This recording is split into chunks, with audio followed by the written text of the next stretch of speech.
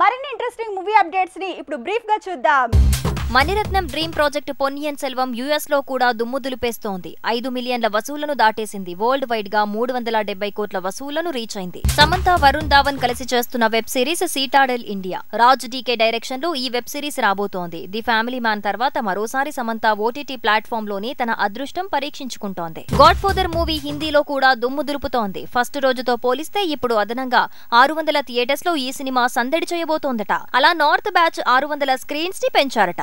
Kollywood star సూర్య భారీ ప్రయోగంతో busy అయ్యాడు. 350 కోట్ల బడ్జెట్ తో కొత్త సాహసం చేస్తున్నాడు. ఆ ప్రాజెక్టు ఇంకా పూర్తవలేదు. ఇంతలోనే ఈ సినిమా డిజిటల్ రైట్స్ 100 కోట్ల ధర పలికాయి.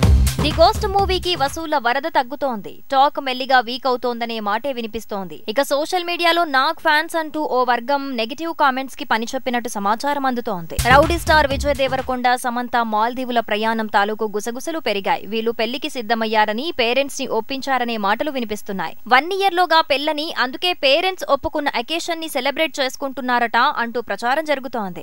Big Boss Srihan, Ajay, Cherry, Jaswanth, Shiyan Shinde, Saddam, Tarzan key roles లో చేస్తున్న మూవీ ఆవారా జిందగీ. ఇక ఈ మూవీ విడుదలకు సిద్ధమైంది. Film team single scene teaser ని లాంచ్ చేసి ప్రమోషన్ షురూ చేసింది. KGF 2 తర్వాత రవి బసూర్ సంగీతం అందిస్తున్న మరో పాన్ ఇండియా మూవీ శాసనసభ. ఇప్పుడు ఈ సినిమా విడుదలకు సిద్ధమైంది. శాసనసభ చిత్రంలో ఇంద్రసేనకు సంబంధించిన లుక్ ని విడుదల చేసింది ఫిలిం టీమ్. రకుల్ ప్రీత్ సింగ్ సోదరుడు అమన్ హీరోగా, సిద్దికా శర్మ హీరోయిన్ గా వైకుంఠ దర్శకత్వంలో తెరకెక్కుతున్న మూవీ నిన్నే పెళ్లాడతా. ఇది ఈ నెల 14న రిలీజ్ కాబోతోంది. ప్రీ రిలీజ్ ఈవెంట్ తో ప్రమోషన్స్ ని ఫిలిం టీమ్ పీక్స్ కి తీసుకెళ్లింది. తేజ్ కూరపాటి, అఖిల ఆకర్షణ జంటగా వెంకట్ దర్శకత్వంలో నాగేశ్వరరావు నిర్మాణ సారథ్యంలో కమలాక్షి, వెంకటేశ్వరరావులు సంయుక్తంగా నిర్మించిన చిత్రం నా వెంట పడుతున్న చిన్నాడెవడమ్మ. అన్ని కార్యక్రమాలు పూర్తి చేసుకుని అక్టోబర్ 14న ఈ సినిమా ప్రేక్షకుల ముందుకు రానుంది.